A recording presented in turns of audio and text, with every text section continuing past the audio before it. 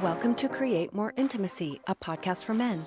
I'm Elisa Stoddard, and I help successful men stop chasing sex and start building real connection so they finally feel close, connected, and wanted again. Most men don't struggle with intimacy because they don't ask. They struggle because asking has become the only move they know how to make.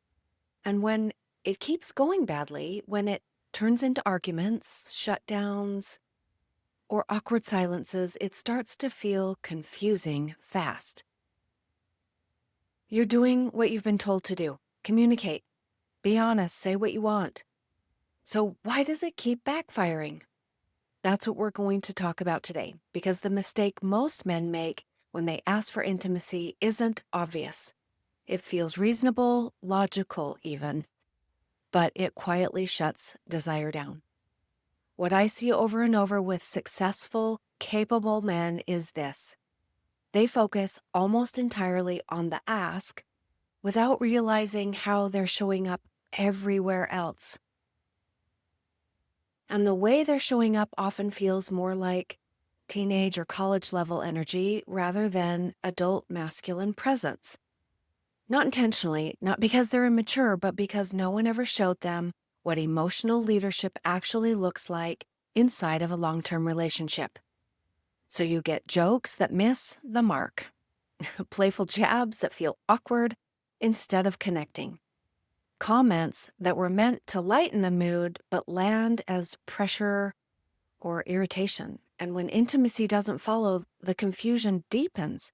You start to wonder, what's wrong with you? You question whether she's still attracted to you. You feel rejected even when nothing is being said out loud. This episode is about understanding why that pattern exists, and more importantly, what actually changes when a man stops relying on the ask and starts leading emotionally. Because emotional intimacy doesn't come from pushing harder. It comes from how you show up. And that's something you can learn. Welcome to episode 38. Why talking about intimacy keeps backfiring for men. When men come to me, they're usually very focused on one thing. The moment they ask for intimacy, they replay what they said and how they said it and whether the timing was right. What they don't tend to look at is how often they don't actually ask at all. A lot of men hint or they hover. They make comments. They try to signal interest without fully putting themselves out there. That usually comes from fear of rejection. If you don't ask directly, you don't have to hear no. But that dance isn't fun to be on the receiving end of. It feels unclear. It feels juvenile. And it creates pressure without the honesty. So now you've got distance, mixed signals, and tension layered on top of each other. At the same time, many men are showing up with behaviors that worked earlier in life, like joking or grabbing, trying to keep things light instead of grounded. In a long-term relationship, that energy doesn't feel confident or attractive. It feels disconnected. And here's another piece women get stuck on, even if they don't always say it out loud. Being a partner means sharing responsibility for the life you live in. Not helping. Not waiting for instructions. Not doing tasks to earn something. Many men will say, I did the things she asked me to do. What they miss is that she had to make the list and track everything and follow up. That doesn't feel like partnership. That feels like managing someone. And when effort feels transactional like that, desire shuts down. None of this creates emotional safety. None of it creates attraction. So when intimacy gets brought up directly or indirectly, it lands on top of frustration, exhaustion, and emotional distance. From his side, it feels confusing. From her side, it feels more like pressure. This is where emotional leadership really matters. Emotional leadership is steadiness and clarity. taking responsibility for how you show up without waiting to be told.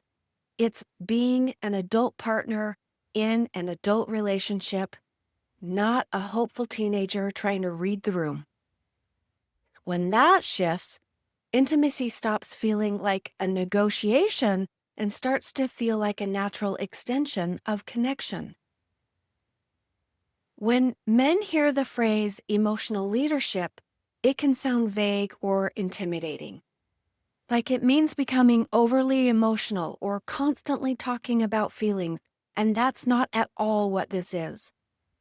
Emotional leadership is about how you carry yourself in the relationship. It's the difference between reacting and responding, between managing your own internal state and expecting your partner to do it for you. At a practical level, emotional leadership shows up in consistency. You say what you mean. You follow through. You don't make her guess where you stand. It shows up in how you handle tension. You don't withdraw. You don't lash out. You stay present even when things feel uncomfortable. It also shows up in responsibility, not just for tasks, but for the tone of the relationship. You notice when distance is creeping in and you address it early. You take ownership of your part without defensiveness. You don't keep score or wait for appreciation before showing up.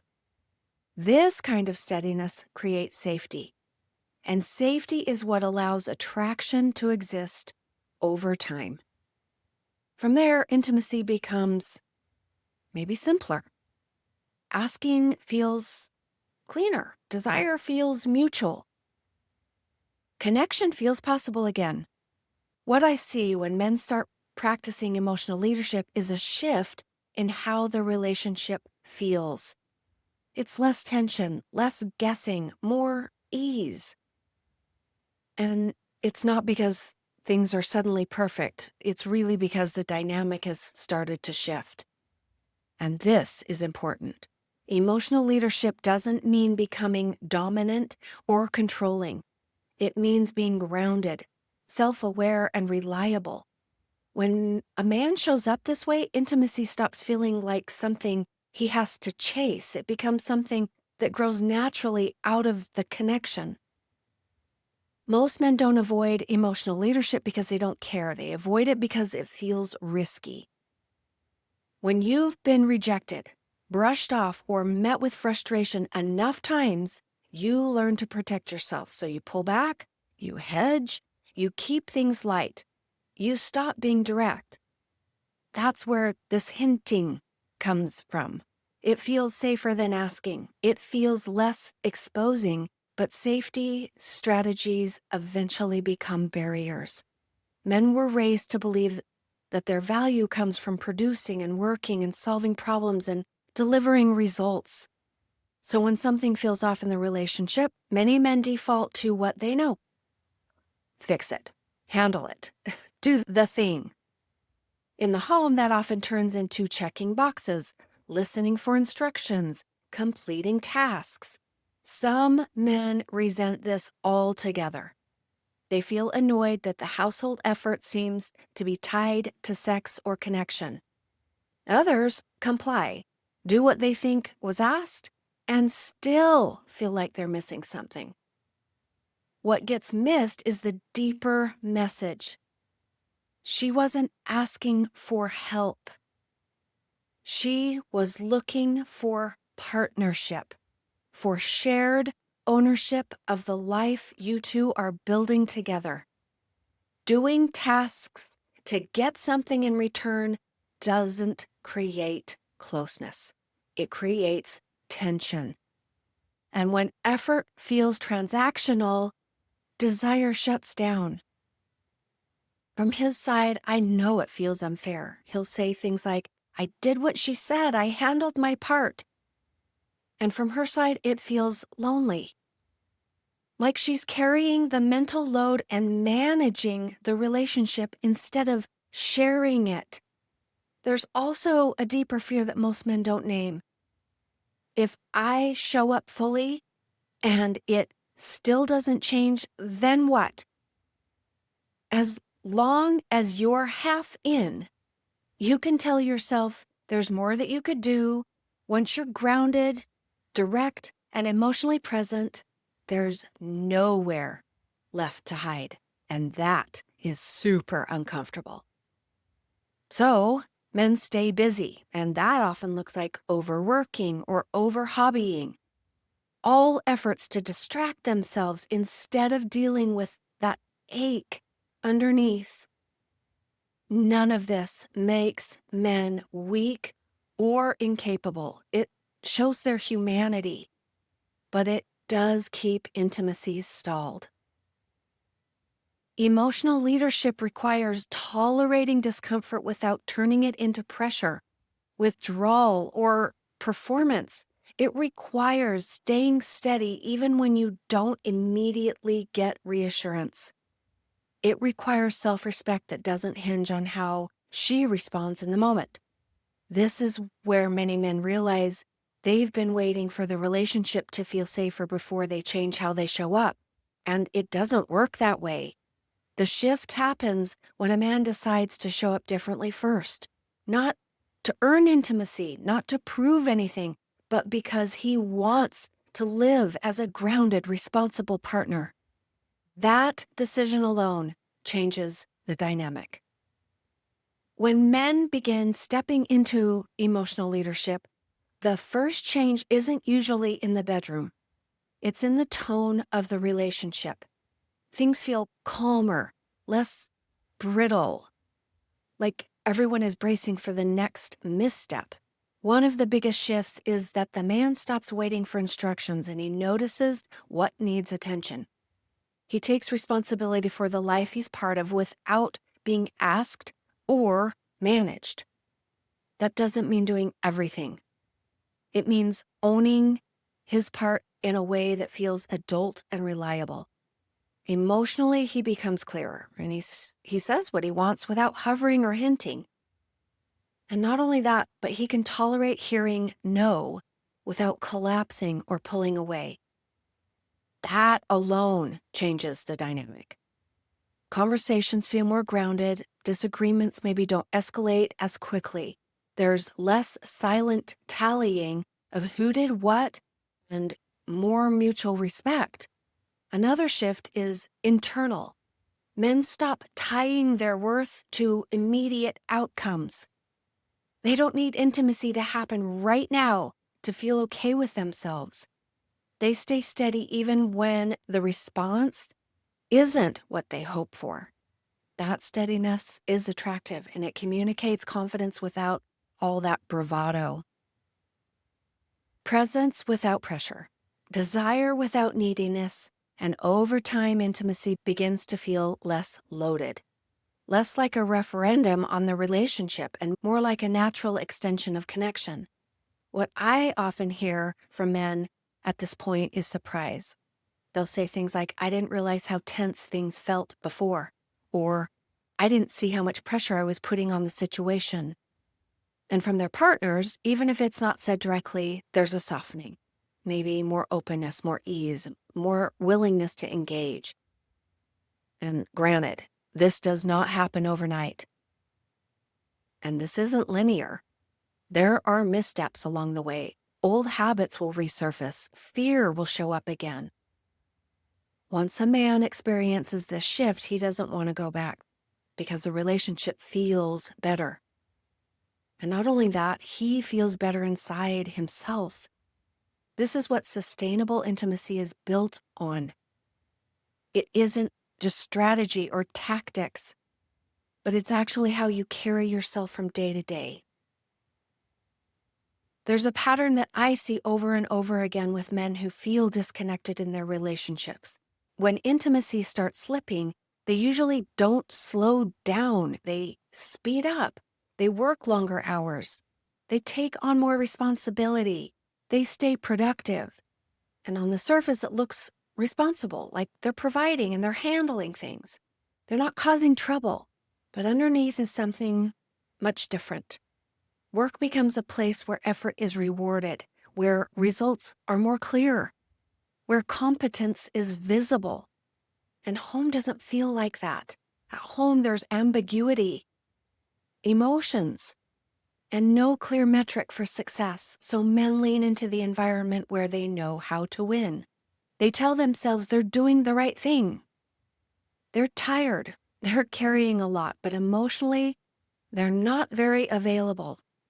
Even when they're physically present, often they're distracted, still in work mode, still checking their phones, still solving problems, still somewhere else. From their partner's perspective, it feels like distance. Their partner isn't present with them, like she's living alongside someone who's always half gone or still at work. And she may stop reaching out. She may stop asking for things, not because she doesn't care, but because it feels pointless. And over time, intimacy fades quietly. What shifts for these men isn't cutting back on work or becoming someone else. It's recognizing what overworking has been protecting them from. Overworking keeps them from feeling exposed. It minimizes their risk of rejection, from sitting in discomfort without an escape hatch. When a man begins to lead emotionally, he notices this pattern for himself. He doesn't shame it, and he doesn't deny it. He starts staying present instead of staying busy. That might look like being mentally at home when he is at home, engaging in conversations instead of defaulting to a screen, or talking about logistics.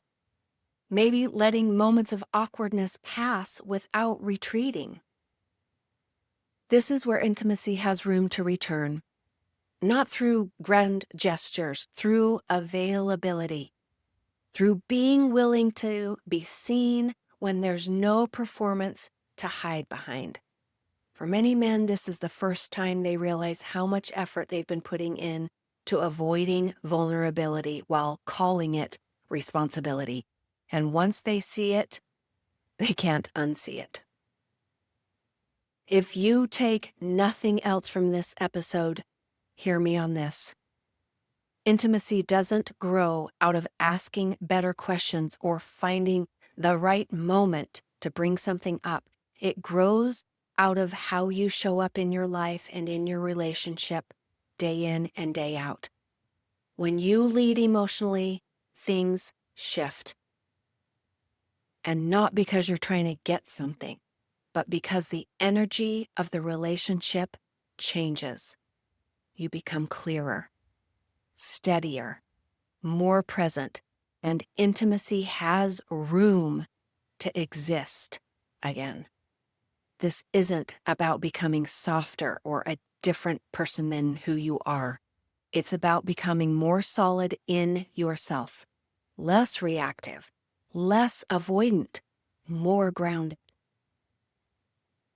If you listen to this and recognized yourself, especially in the overworking or checking out patterns, that awareness matters. It's often the beginning of real change. A conversation with me isn't about convincing you to do anything. It's actually about clarity. We will look at how you're currently showing up, what's working, what isn't, and whether it's something you want to invest time and energy in changing.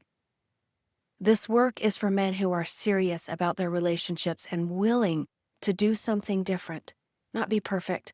It's not dramatic, just honest and intentional. If that sounds like you, you can book a call through my website or the link below. And whether you do or don't, I'm glad you're here and that you're listening. That kind of attention to your inner life and your relationship matters more than you probably realize. See you next time. Thanks for being here. If something in this episode hit home, don't forget to subscribe and leave a review. It helps more men find the support they need. And if you are ready to get help or take the next step, you'll find the link to book a free call in the show notes. I'll see you next time.